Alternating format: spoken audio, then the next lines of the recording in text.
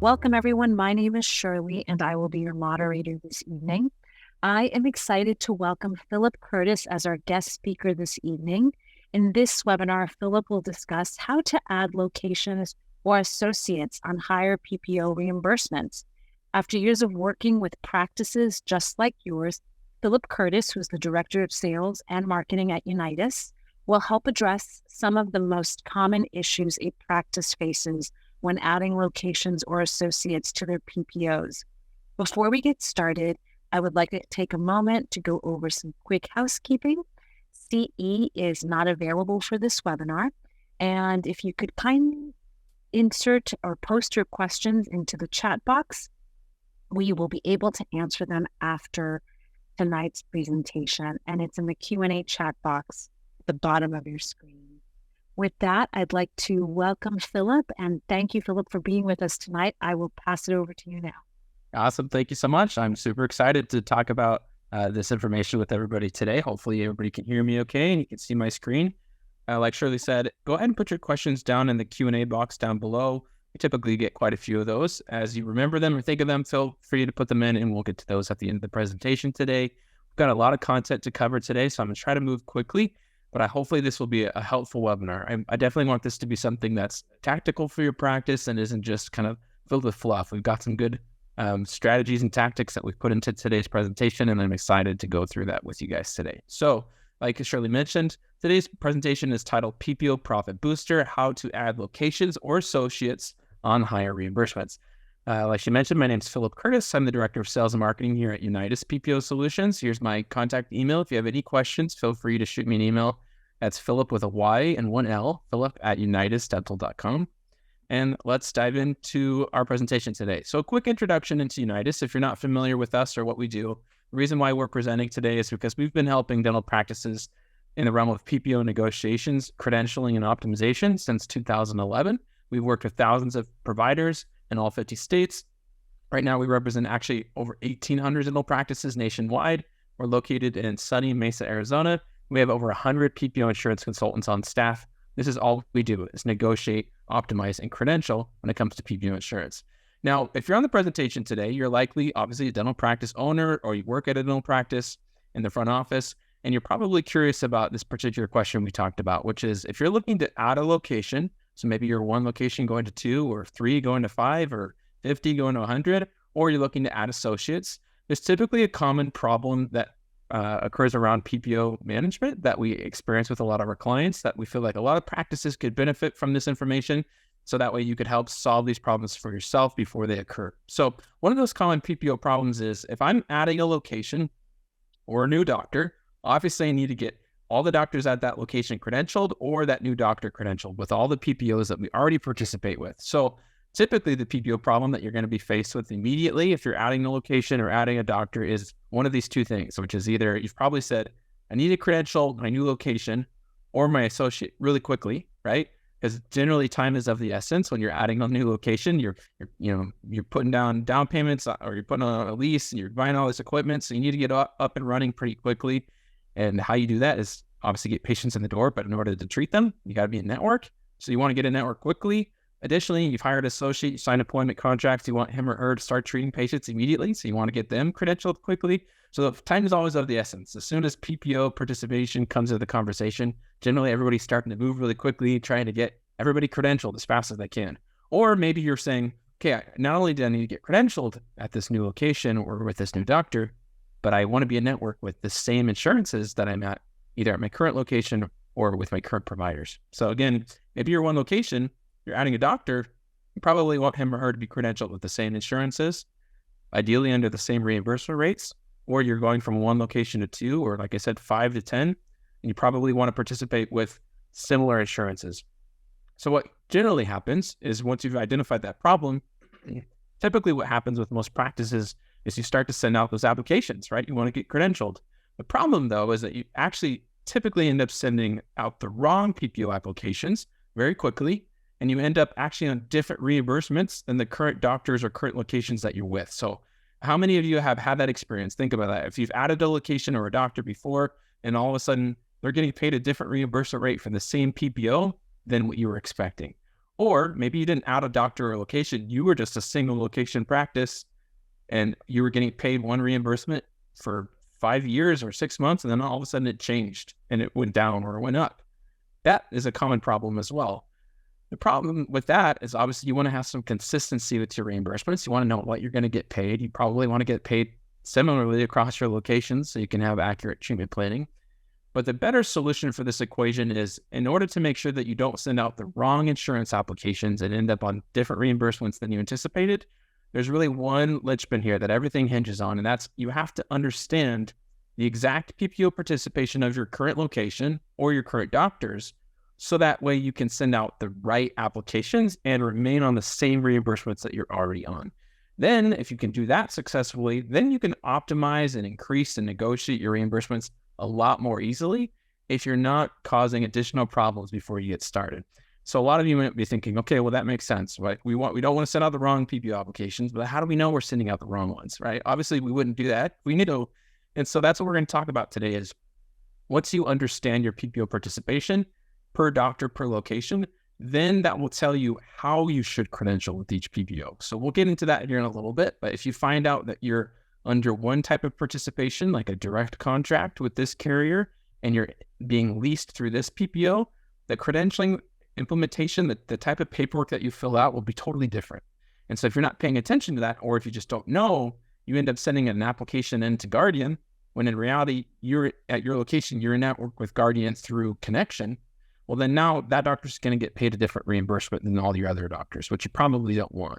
And so that's what we're going to try to help you solve today is the most common PPO problem that comes up when you're adding a location or a doctor is the reimbursement rates are different. They might be better or they might be worse, but they're just different. And a lot of practices don't want that. They want to have similar reimbursements across that location, across those doctors. Ideally, in addition to that, you also want high reimbursements. You want to get paid competitively for your services.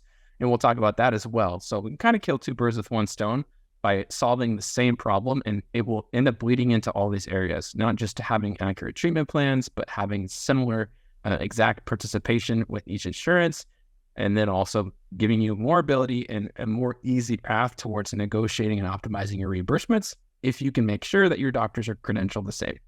And for some of you might, as we go through the presentation, discover, oh, dang it, I think I've already caused this problem. That's okay too. There's some backpedaling that can be done and cleanup that can be done to make sure that you end up on the same reimbursements if this has already happened. So no need to worry there. We'll talk about all that today. So what we're really going to cover is how you can first identify and map out your participation per doctor, per location, and identify any discrepancies that already exist. And then we'll talk about how you pivot that to, if I'm going to add a location and a doctor, now that I know my participation, how can I mirror that participation so I can get paid the same thing for each doctor with each PPO? And then once you have that cleaned up and in place, then we'll talk about how do you utilize our 3-step proven PPO negotiation framework so you can negotiate on your own if you would like to increase your reimbursement rates.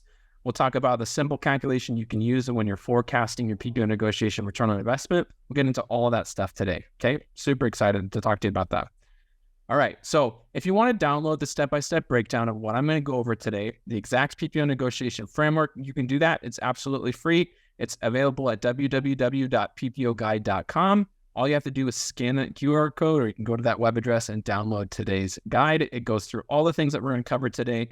So again, if you like to watch webinars, then this is the right place for you. But if you like to implement what's being taught to you on webinars, I would recommend that you go download that guide. It comes in a PDF. You could print it out, follow along today, or you can print it out and give it to somebody in your staff so that way they can implement these strategies for you.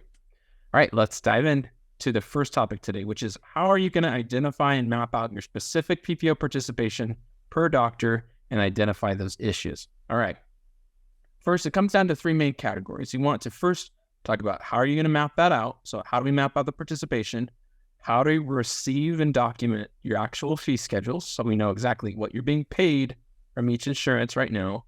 And then how do we compare and repair any UCR and reimbursement discrepancies? So if we want to know exactly how our doctors participate, exactly what they're supposed to be paid, so that way when we go to add a location or an associate, we can mirror that, and you have to know exactly how the doctors participate now and what the reimbursements are. And a lot of practices feel like they know that information, but unless you go straight to the source of the PPO It's very easy to be misled in knowing that you feel like you understand how the doctors are participating, because there's one of these main most common concerns, or not necessarily the most common concern, one of the most common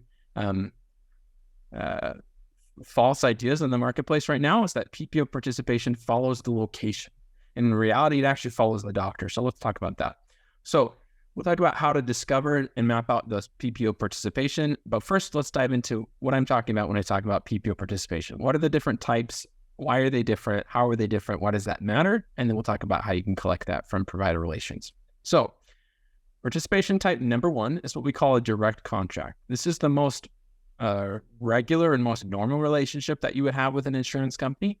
When it's a direct contract, essentially what that means is you, the doctor, have credentialed with this given insurance company, agreed to their rates of reimbursement. So you've seen their fee schedule, their rate of reimbursement, and when you treat their patient, you'll send a claim to that insurance. That insurance will not only pay the claim, but they'll pay it according to the fee schedule reimbursements that they've published for you. So now as I'm describing that, you're probably thinking, okay, that sounds like how insurance works, which you're right, that is how insurance works. But a direct contract is only one type of relationship you can have with an insurance company. So maybe you treat an Aetna patient, you send a claim to Aetna, Aetna pays the claim back, and they're paying you according to an Aetna fee schedule. That's a direct contract. What's a little bit different from a direct contract is what's referred to as PPO to PPO leasing arrangements. And again, the reason why we're talking about this is for two purposes. Number one, we want to know if you're set up differently in their system because A, if you want to mirror their participation and get paid the same thing at each location and pay the same for each provider, you got to know if you're being leased versus if you're being directly contracted. So that's important. And then additionally, if you're also on the call, you probably are interested in increasing your reimbursements. So in negotiating and optimizing, this is also a crucial piece of information. So that's why we're going to delve into this a little bit deeper. PPO to PPO leasing is typically a relationship with an insurance company that you don't typically select or opt in for or want necessarily. It's generally something that happens to you. It's not necessarily a bad thing. It's not a bad way to participate. It's not always going to mean that it's a lower fee schedule. It's just a different way for you to have a participating relationship as a doctor with an insurance company. Here's kind of how it happens. So if you've credentialed directly with somebody like Guardian, for example, you've agreed to Guardian's rates of reimbursement, you're treating Guardian patients, Guardian's paying the claim according to their fee schedule. That's how insurance works with a direct contract, right? What can happen, though, is Guardian, along with almost every other insurance company out there, has the power and ability to lease you out to other insurance companies that you haven't currently directly contracted with, which means somebody like Aetna, if you've never actually sent in an application to Aetna and never directly contracted with them, Aetna can come to Guardian, sign paperwork, and make an agreement to lease you from them. So that way now you are in network with Aetna, whereas previously maybe you were out of network entirely. Now you're in network with Aetna, so Aetna patients will show up, you send a claim to Aetna, now it gets paid in network, but it gets paid according to Guardian's fee schedule.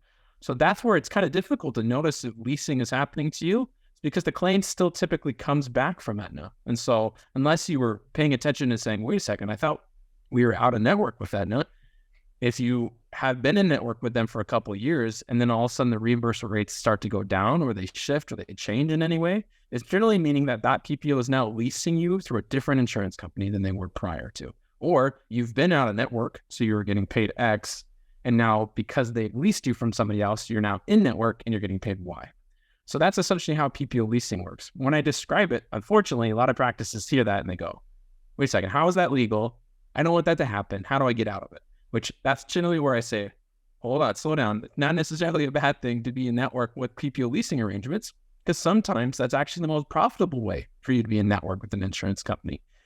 The reason why it's legal is because when you've credentialed with any given insurance carrier, in the contract, there's terms and conditions that allow them and have a provision to lease you out to other carriers.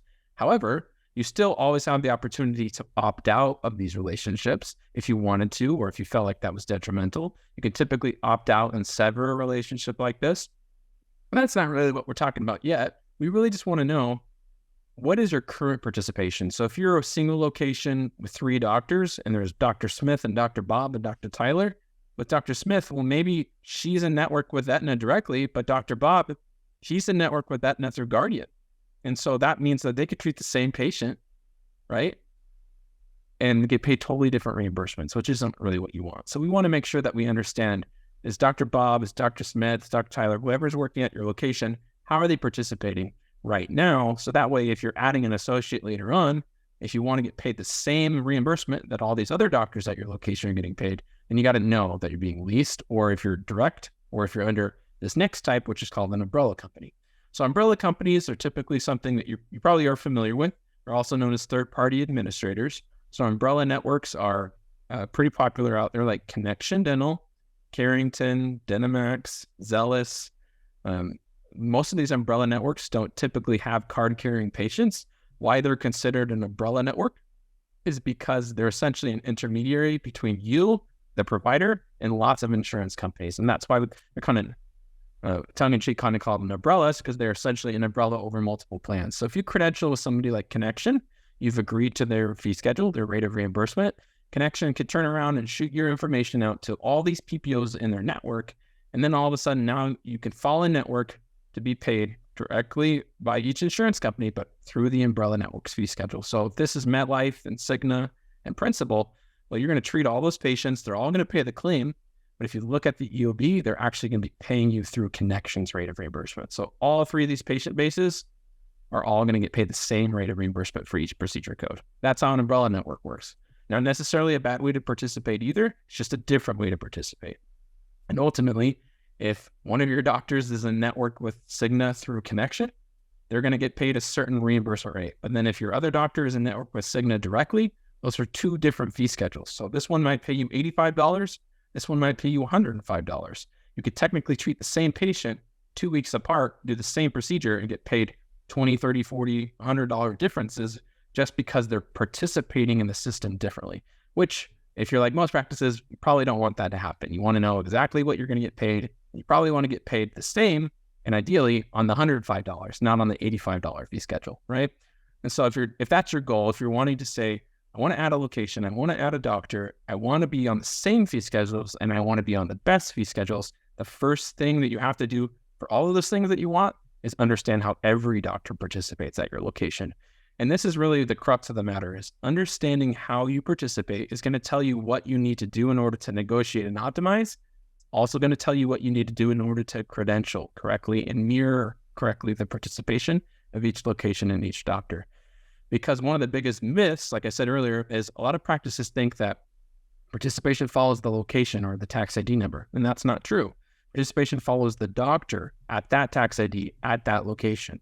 So it's possible that Dr. Gardner could be credentialed at an office in Mesa, Arizona, right? And he could be the owner and have his own tax ID number. He could also open up a separate office, same tax ID down the street, and send in another application. And it's totally possible that at this location, he's direct with Cigna, and at this location, he's in network with Cigna under Connection. It has nothing to do with the fact that he's the same person or the same tax ID. He could even send in the applications on the same day, but participation follows the doctor, the tax ID, and the location, and it can vary on all those variables. So that's why you want to make sure that when you're collecting your current participation, you're not assuming that if there's three of you, that the first doctor, if he's in network directly, that the other two doctors are also networked directly. We got to verify with the insurance company that all three doctors are networked the same. And if they're not, that's okay. You just want to delineate that and mark that down when you're collecting this participation.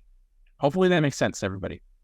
Now, in the midst of collecting this, you can typically get this participation and your current fee schedules from provider relations for most every major PPO. So either you need to check your portal, because a lot of portals will allow you to collect your fee schedule, or you can email provider relations or call them.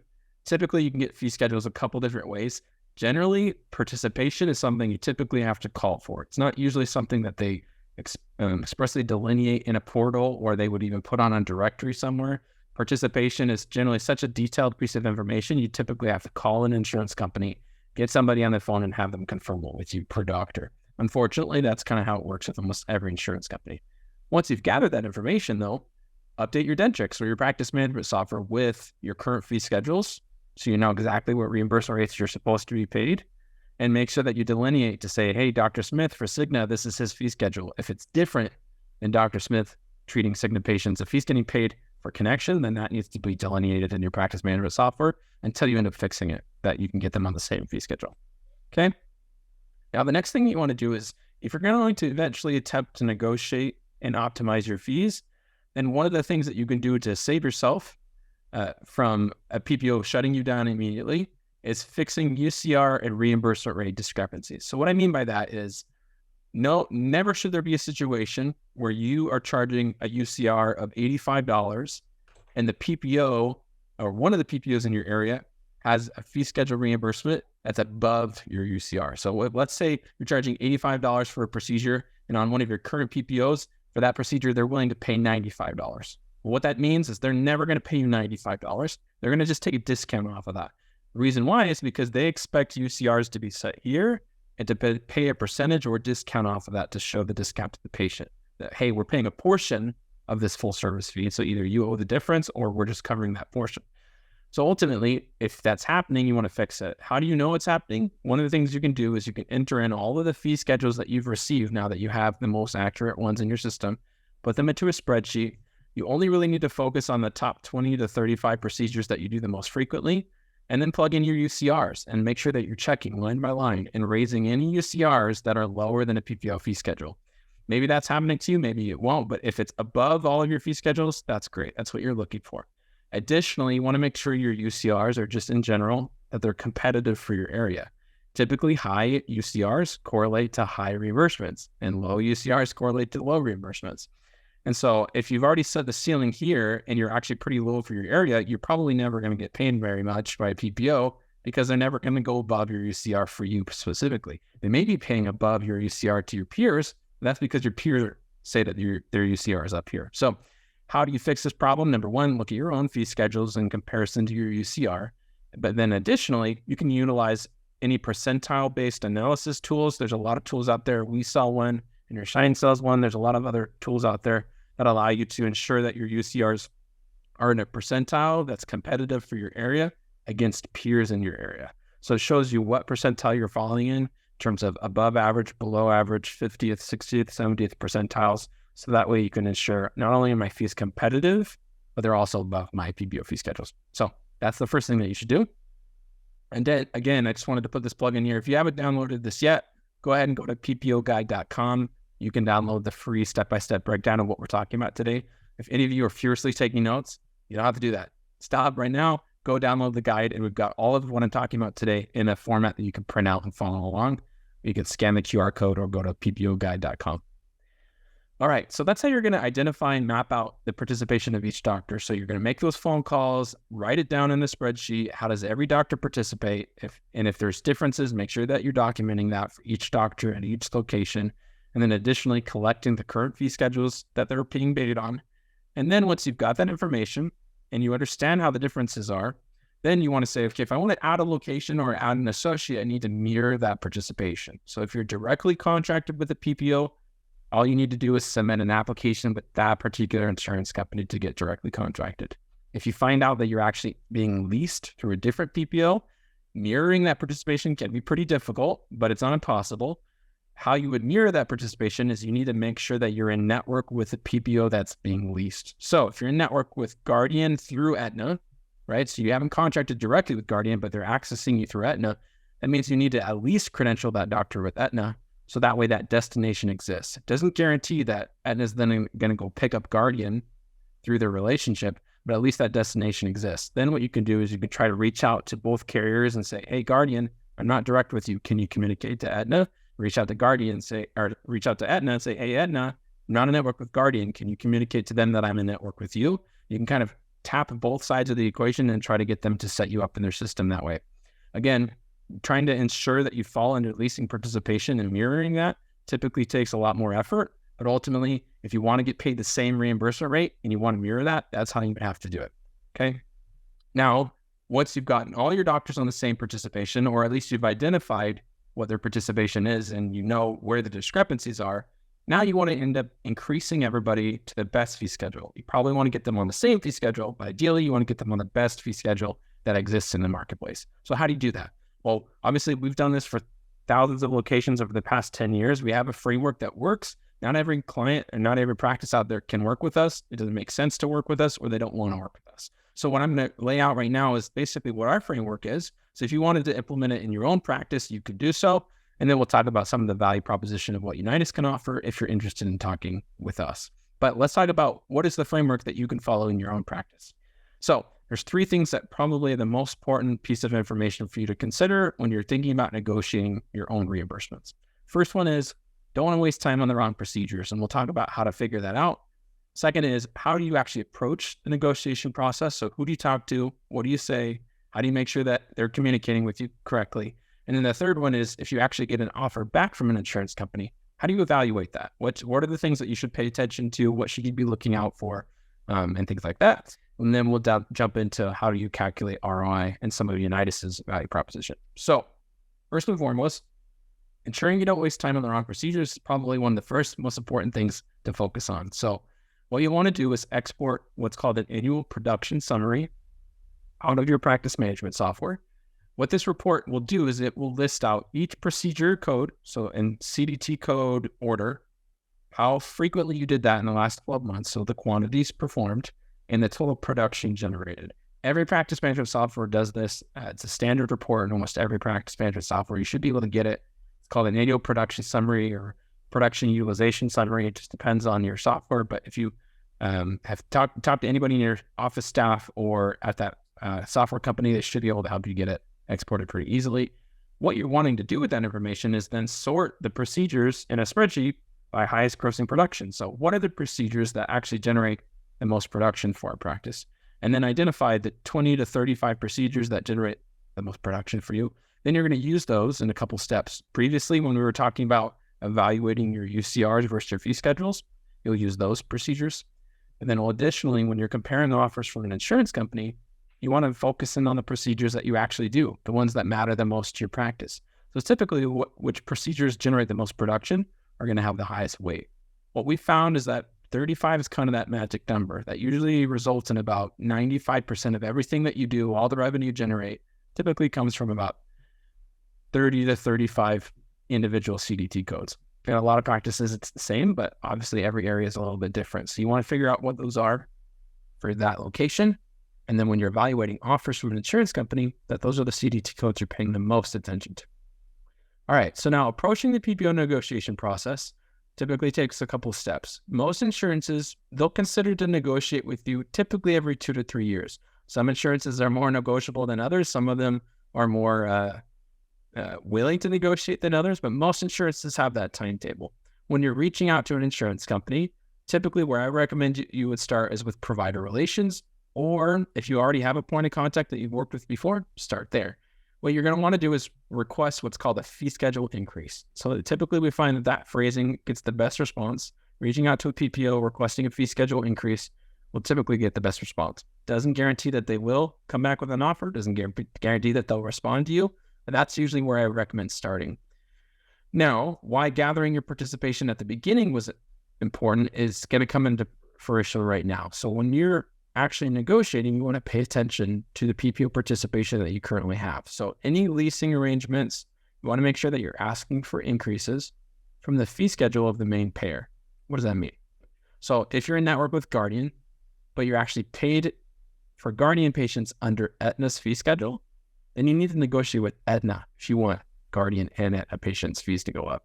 Well, how does that work again, right? Because if Guardian's leasing from Aetna, they're using Aetna's fee schedule, then that means for Guardian patients and Aetna patients, you're paid under this Aetna fee schedule. So if you want that to go up, that's who you need to reach out to first. If you end up reaching out to Guardian would say, sure, we'd love to negotiate with you. Here's a proposed fee schedule.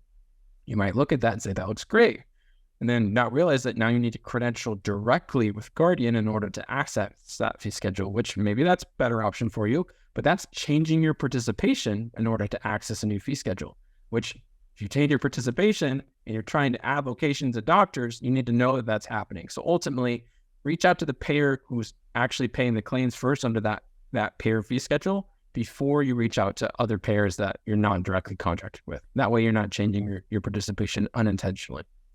All right, now let's pretend like you get a fee schedule back so you understand that you've got an offer back from the insurance company and you want to evaluate it. What you can do is use those previous steps, identify those 35 procedures that matter the most to you, throw them into a spreadsheet, throw in a column 2, what am I getting paid for those procedures right now? And then in column 3, what are they offering me on this new fee schedule? And then compare the difference.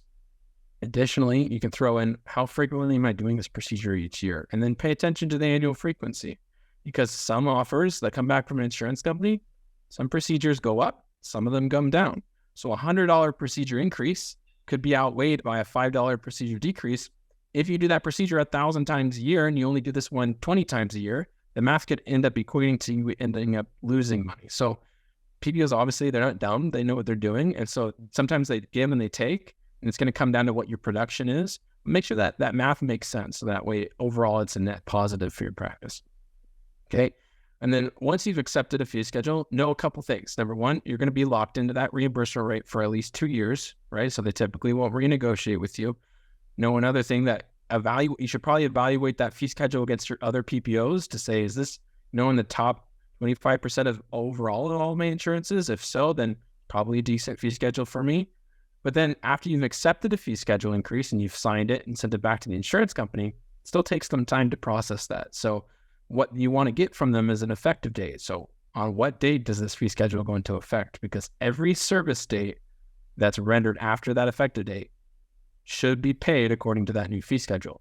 So what you want to do is, number one, pay attention to the effective date, and number two, audit your EOBs that have a service date that are on or after that effective date to verify that it actually went into place.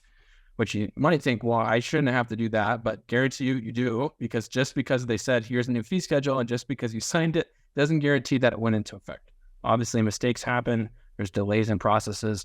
So the last thing you want to do is spend all this time negotiating just to find out that it actually didn't happen. So audit your EOBs to verify that it happened. All right, step number 3. What's the simple calculation you can use if you're trying to forecast your actual PPO negotiation return on investment? So 3 things to think about when we're talking about ROI. Number 1, how are you going to make sure that you ensure your fees offers that come from an insurance company are competitive, not just against the other PPOs you're taking, but competitive against peers in your area? How do you know that's a good offer, right?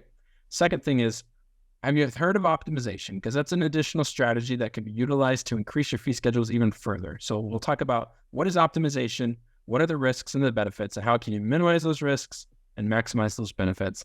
And then lastly, we'll talk about what's the actual formula for calculating your ROI if you're going to negotiate your insurance fee schedules. So let's talk about all 3 of those things now.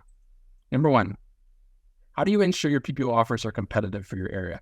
So a couple things to consider. Number 1, like I said earlier, you don't want to get locked into a low fee schedule, obviously, but when you're negotiating, and you accept a new fee schedule, you'll be locked into that for a minimum of 2 years, which means typically the insurance company is not going to renegotiate with you. It doesn't mean that you can never terminate the contract. It just means that you're not going to be able to renegotiate. It's essentially like signing an employment contract and here's your salary. They're not going to renegotiate that with you.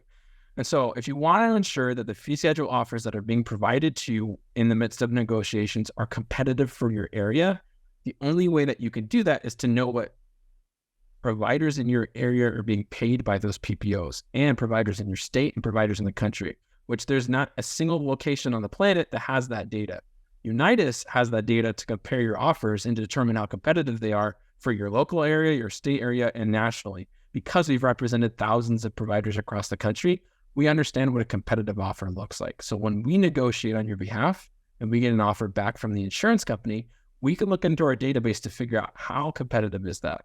However, one of the things that we do in order to maintain a good working relationship with the insurance company is we will never go to you and say, Dr. Smith down the street, we know he's getting paid $105, so let's push for $105. Reason why we don't do that, number 1, there's an ethical problem there. Number 2, we sign non-disclosure agreements with our clients and with the insurance companies. And so if you want to ensure that it's competitive, then you can work with a third party that represents you, like Unitas, to ensure that we're going to bat to get you the best offer that's possible. Otherwise, if you try to do it on your own, how do you have the data to know if it's competitive? And additionally, if you don't do it at all, if you never negotiate, then who's going to bat for you to ensure that you're getting paid competitively? Probably not the PPO, right? Because the PPO is in it to ensure that they're minimizing the amount of payments that they're making. So they're not going to arbitrarily raise your fee schedules. So unless you have somebody to represent you, how do you make sure that that's a competitive offer? There is no Zillow for dental reimbursements, right? There isn't a reimbursement database like that for a number of reasons. And that's particularly because most insurance companies have made you sign contracts that won't allow you to share your fee schedules. And so in order to get a competitive edge, to understand what a good rate looks like, that's why you would work with somebody like Unitas to help you understand, okay, this is a good offer for your area, let's take it. Or actually, this isn't that great, let's keep going and push for more. Additionally, we have high-level dedicated insurance contacts that most practices don't have access to. So if you're going to negotiate on your own, you're going to start with probably reaching out to provider relations or a point of contact that you've used maybe a couple of years ago. Because this is all we do, we typically have good points of contact at most every insurance company to know who should we contact, who's going to respond, what are they typically willing to do, what are the rules that they make us play by, so that way we can increase the likelihood of success to negotiate. Additionally, like I said, we negotiate on behalf of lots of insurances. We have negotiated on behalf of thousands of practices nationwide. So we know how to do it, we know who to talk to, we know the effective strategies, we have a highly trained team, we've got years of experience. And so if you're looking to get the biggest return on your investment, negotiation shouldn't cost you anything. If you're trying to get the maximum return, it makes the most sense to work with somebody like Unitas, who has done it the most, who has the most leverage, the most data, and the most experience in that. And so if you want to ensure that your offers are competitive, arguably that's the only way to ensure it's competitive for your area, is to work with Unitas to know what competitive looks like for your area. Second thing is, let's talk about optimization. So negotiations is one strategy to improve your fee schedule. There's actually a totally different strategy to increase your PPO fee schedules, and that's something that we call optimization. So why is that a better opportunity? Let me explain by going back and talking about leasing and umbrella networks. So based on how you currently participate at your location, we at Unitas can identify other participation arrangements that might be more profitable than just negotiating alone. What that means is there's multiple insurance companies, almost all of them have multiple paths to participation. And so we've helped thousands of our clients to optimize that participation, which leads to higher reimbursements. And we understand how to shift it. So here's a prime example of that. If you're in network with this orange insurance company directly, right? Let's say it's Guardian, and Aetna's leasing you through Guardian. That means for Aetna and Guardian patients, you're paid through Guardian's fee schedule, right? If you wanted to get the highest reimbursement rate possible for not just Guardian patients, but for Aetna patients, then optimization needs to be the strategy. How would we do that? Well, we typically would reach out to Guardian, attempt to negotiate that fee schedule. And then additionally, we're going to reach out to Aetna and say, hey, Aetna, this provider may want to contract directly with you. If that's the case, what's the best fee schedule you'd be willing to provide from your system if they switched from this leasing arrangement to a direct contract? Now, if you're following along, you're probably thinking, well, why would Aetna try to give us a better fee schedule? Wouldn't they just want to pay us through Guardian if that's worse than what they would offer themselves? The answer is it just depends. Aetna might be willing to pay you a higher fee schedule because they want you under a direct contract. Most PPOs, this relationship that they create with each other isn't a free relationship. They have to pay for that. So a lot of times it's more affordable for them in the long run to get you under a direct contract than it is to borrow you or lease you from somebody else. Or maybe they just have particular goals in that zip code to build up their proprietary network, so they're willing to pay a higher fee schedule and kind of eat that cost. So that's one strategy. So we'll reach out to Aetna and say, hey, Aetna, can you come back with a better offer than Guardian? If Aetna can't be Guardian, well, guess what? For Aetna and almost every insurance company, there's probably 5 or 6 or 7 different PPOs that they actively lease from in your area. So what do those look like? So Aetna can be leased through, occasionally, sometimes it can go through Sun Life or Connection or Dynamax or Carrington, or again, it just depends on the particular area, or Guardian. And so if you're looking at 6 or 7 or 8 different PPO fee schedules, what are the odds that one of those has a better offer than the fee schedule you're being paid on right now? The odds are pretty high. So when we talk about optimization, it's a matter of Unitas understanding that not only are there multiple paths that exist, it's figuring out how to get you to that optimal path. And how we get you there is typically through a mix of finagling with multiple insurance companies, whether that's submitting a termination letter or opting out here, or getting a network here, communicating to the insurance company that you've shifted from this participation to this participation. Again, it's not necessarily an exact science. It varies by insurance company, by state, but the optimization structure is a lot like what a CPA does for your tax returns is what we would do for your PPO participation. CPAs, the reason why they're worth paying for is because they understand the tax law and the tax code to be able to get you the maximum write-off.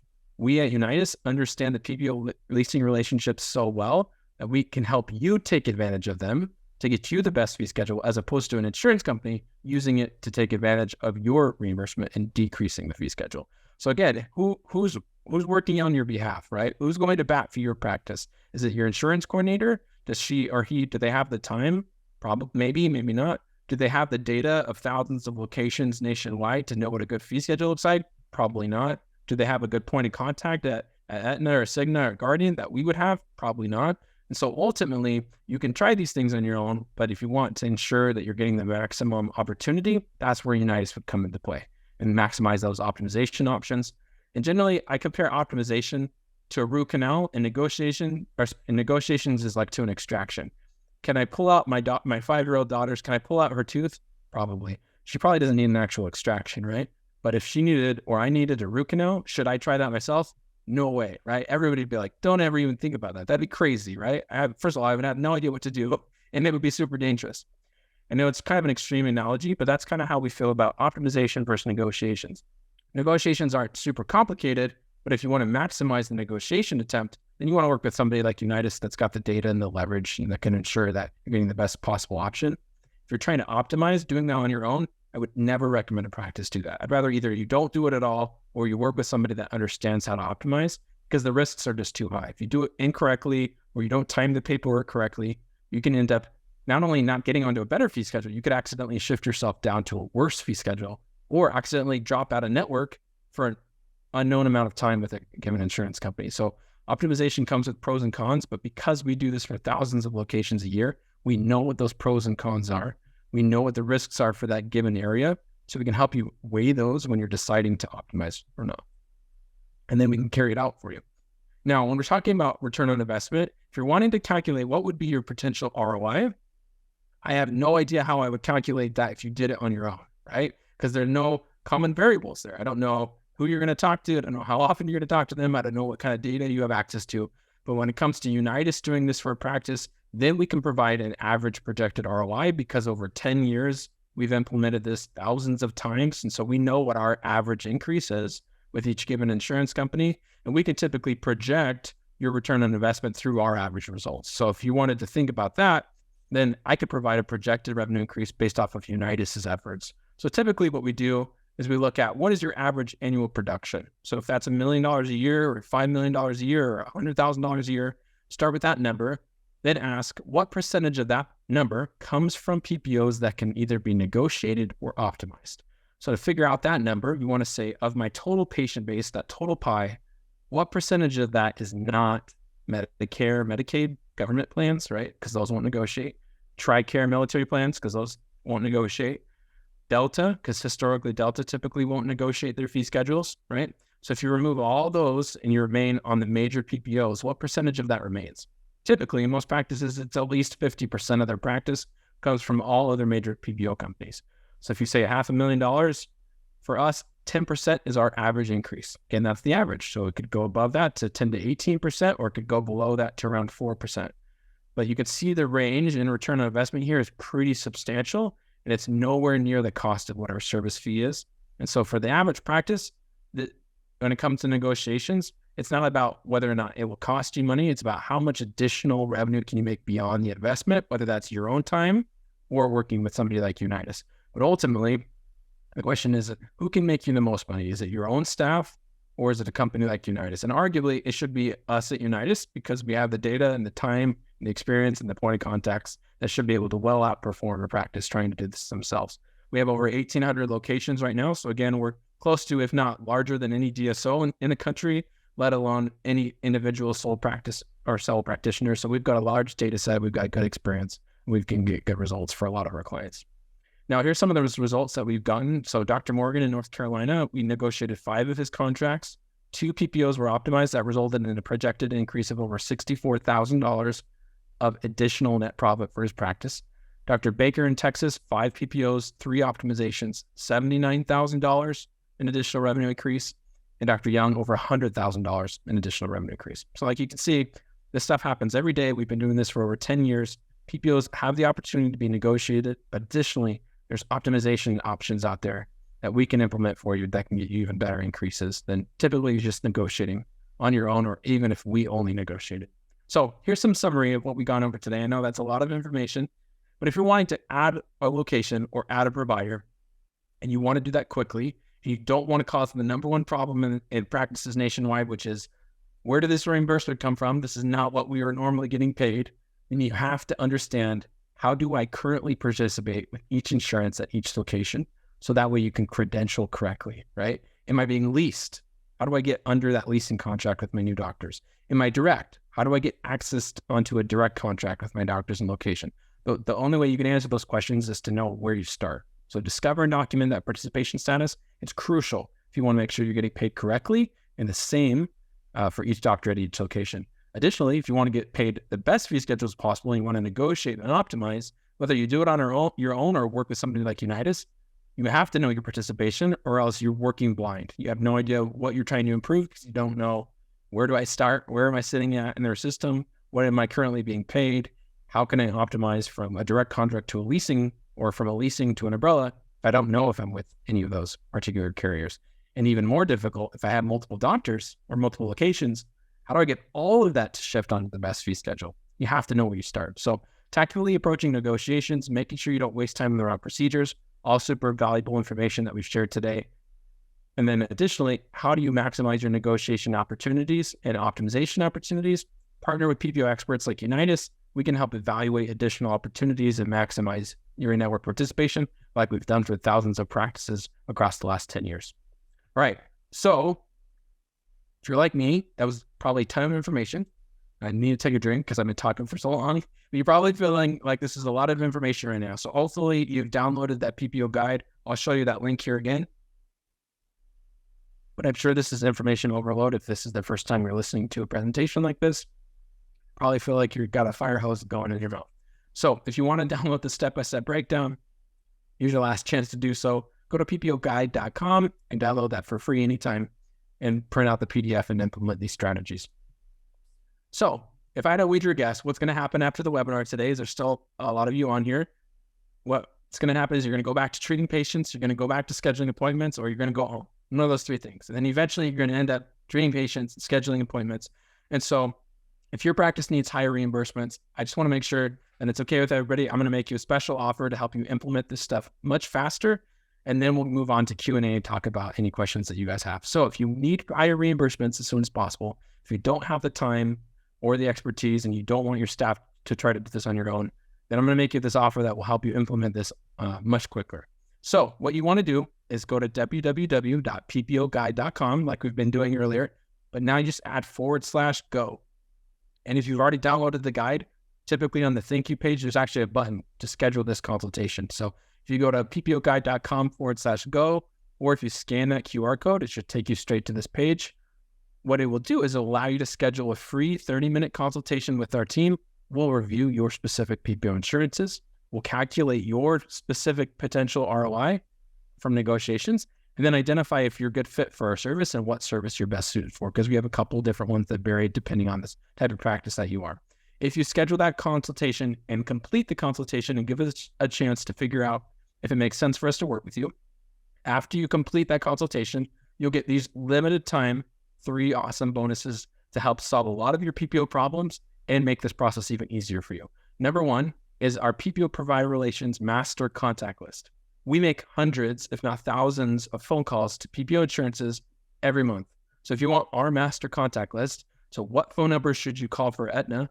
What phone number should you call for Blue Cross Blue Shield of Texas or Delta of Missouri, for every major PPO? If you want to save yourself hours of sitting on hold because you called the wrong phone number, or if you want to collect your own PPO participation faster, easily $199 value, you get that absolutely free. All you have to do is schedule and complete this consultation with us, and we'll give you that PPO Provider Relations Master Contact List absolutely free.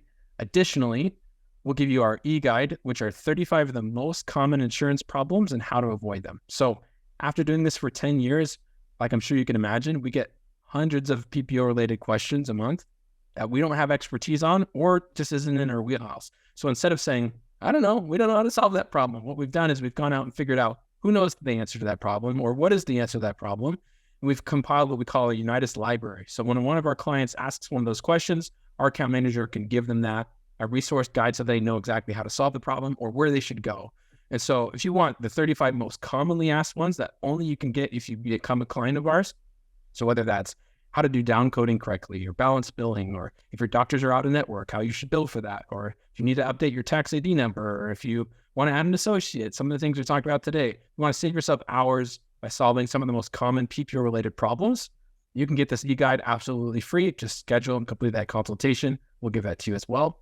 And last but not least is the fee schedule analysis tool. I've built this myself. This is what we use internally to analyze our own clients' UCRs and fee schedules. What I've done is I've created essentially a copy of that tool that you can download as an Excel or put into a Google Sheet account. If you want to use that exact same tool that we use to analyze our own clients' UCRs or fee schedules, if you want to be able to figure out, are my UCRs priced too low compared to my PPO fee schedules? If you want to be able to figure out, how do my reimbursements compare to my other insurance companies? If you want to be able to figure out, what is my highest reimbursing PPO versus my lowest reimbursing PPO? If you want it to be an easy to use spreadsheet with the formulas automated, we've got it ready for you. I've already taken that. It's what we do internally, copied it. It's ready for you. You'll get a copy of that as well. Again, that's not even something we give to clients. If you want it, then all you got to do is schedule, complete this call, but you have to go through this link. So either go to this QR code, scan it with your phone, or go to ppoguide.com/go, or just go download the guide, and on the thank you page, there'll be a button to schedule a call. All right. So just to recap all that stuff, you're going to get a free PPO evaluation consultation. You'll get our e-guide with 35 of the most common problems, the PPO provider relations contact list, the fee schedule analysis tool, obviously plus hours of saved time. So you're not having to go through all the same problems that our clients have. And then if you work with us, higher PPO reimbursement rates. So easily a $997 value, absolutely free, just for scheduling and giving us the chance to explain to you what our service is and if we think you're a good fit for it. And once you complete that consultation, we'll send you those bonuses. So if you haven't yet, go to ppoguide.com/go, schedule that consultation. Now with that, I'd love to open it up for Q&A. If anybody has any questions, feel free to put those in down below in the Q&A chat box, and me and Shirley will work through those. I don't know if we have had any come in yet, but I would love to just jump into some of the most frequently asked questions. Shirley, if you think that's the right thing for us to do. Yeah, absolutely. And yep, go ahead. Please go ahead while we wait for some of those questions to be posted in the Q&A chat. Awesome. Awesome. Yeah, I'm happy to. Here's just some of kind of the most frequently asked questions. And then again, if you guys have other follow-up questions, you can shoot us an email or we can address them today if you're still on. So a lot of practices will ask, are there any PPOs that just will not negotiate? And we've kind of covered some of those today, which are Delta historically, regardless of the state, typically is not really willing to negotiate their fee schedules. Other than that, though, almost every other PPO has had a history in the past of negotiating. So I would never say any other insurance company doesn't negotiate, because it's not true. Some of them do, some of them do it more frequently, but almost everybody besides Delta, we've typically seen a negotiation occur over the last 10 years. A lot of practices obviously ask, can we work with Unitas? What do you charge? The answer is, we'd love to work with you. The next step for you would be to schedule that consultation. We have 3 or 4 different services that vary on the type of practice that you are and what PPOs you're with, and that has varying pricing levels. So schedule that consultation with us. We can talk to you about your specific practice and what PPOs you're with and whether or not we think you're a good fit. And then we can talk about what the pricing is for that particular service. The third one is, we're thinking about dropping PPOs. Is that something that you can help us with? So some of you may just be tired and fed up with PPOs to begin with, and you want to drop some of them. If you want assistance with that, the answer is absolutely, and we can help you with that. Typically, what we recommend is hop on a consultation with us. We'll talk to you about our service. If it makes sense, then generally what we want to do is we want to try to get all of your PPOs, especially the ones that you're not unhappy, that you are unhappy with, we want those reimbursement rates to come up. If you're unhappy with them, a lot of that unhappiness probably stems from the reimbursement rate. Maybe some of it stems from things we can't fix.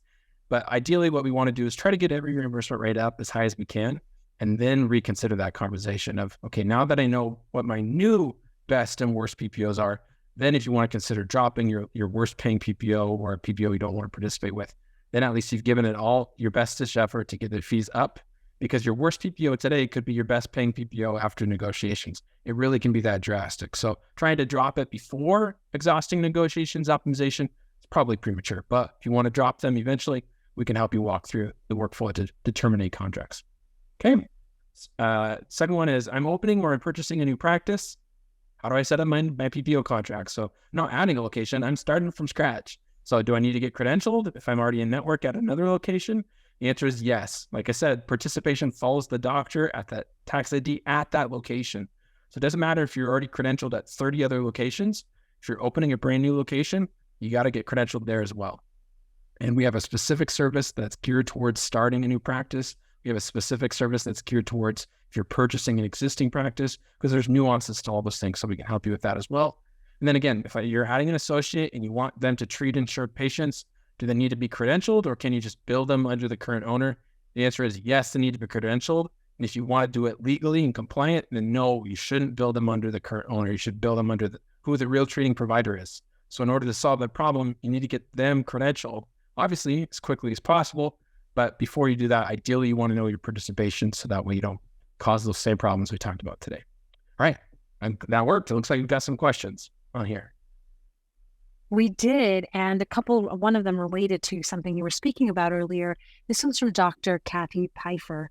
If we have two separate locations under the same tax ID, can one location be in-network and the other out-of-network? Absolutely. And the reason why is because it's not even just the location, it's the doctor. So Kathy, I'm not sure if there's multiple doctors that work at your location or not, but absolutely it's possible. So if you're the only doctor that's in network, you can be in network at one location and out of network at the other. It doesn't matter that it's the same tax ID, because participation follows the doctor, the tax ID at that individual location. And so essentially you're telling them, hey, I'm this doctor, here's my NPI, here's my tax ID number, but I'm getting credentialed at this Mesa location. And then additionally, I'm this doctor, I'm this tax ID number. It could be the same tax ID, but now I'm getting credentialed at this Gilbert location or this Phoenix or this Scottsdale location. So it varies. It absolutely can vary, and it varies quite frequently. Dr. Pfeiffer is also wondering why, as out-of-network providers, are the insurance companies still only paying on their fee schedule instead of the UCR for the area? That's a great question. The answer is it just depends on the particular employer plan, the particular plan that applies to. So out-of-network benefits are plan specific, typically either to the employer or to that overarching plan that falls underneath a PPO. So we've been talking about today participation in the realm of I either participate directly with Guardian or I participate with Cigna through a leasing arrangement. It's actually, there's even a layer deeper than that. There's individual plan levels. So again, within MetLife, there's PDP and PDP Plus. Those are two different plan levels that typically have different fee schedules. Some employers use PDP Plus, some employers use PDP. Within those plan levels, there's particular out-of-network benefits that apply to those specific employer plans. So sometimes they're going to pay UCR if you're out-of-network. Sometimes they're going to pay a percentage of UCR if you're out-of-network. It just depends on that particular employer plan. And it's difficult, but in order to figure that out, you would reach out to an insurance company to understand all the plans that you're with and have them publish and explain to you what the out-of-network benefits are for all those employer groups that you work with. Thank you, Philip. Another question is, do you help negotiate with United Concordia and Delta Dentals? So Delta Dental is one of those insurance companies that historically, even though we attempt, historically has been pretty unwilling to negotiate. Out of the last 10 years that we've done it, I think I've seen them respond maybe 3 out of like the 10,000 times we've asked. So I typically tell most practices to not expect most negotiations to happen from Delta. However, if you are with Delta Premier, a lot of times what they'll allow you to do is submit what's called a fee filing form, which essentially is saying, here's what my UCRs are. And occasionally that will trigger them increasing the fee schedule by a couple dollars. But historically, they don't negotiate and go back and forth with offers. And so what I want to tell most practices to do is to, even though Delta historically doesn't negotiate, we should all continue to keep asking and continuing to put the pressure back on Delta. We should all also continue to be willing as providers to be in network with their competitors, be in network with other PPOs, because as long as we continue to be in network with those competitors, it allows those other PPOs to be competitive, to reach out to the employer groups that Delta's already won contracts with and to try to get them to switch. So the alternative is some practices will say, well, Delta can't negotiate. They're almost all of my practice. They're 80% of my practice. I'm kind of screwed.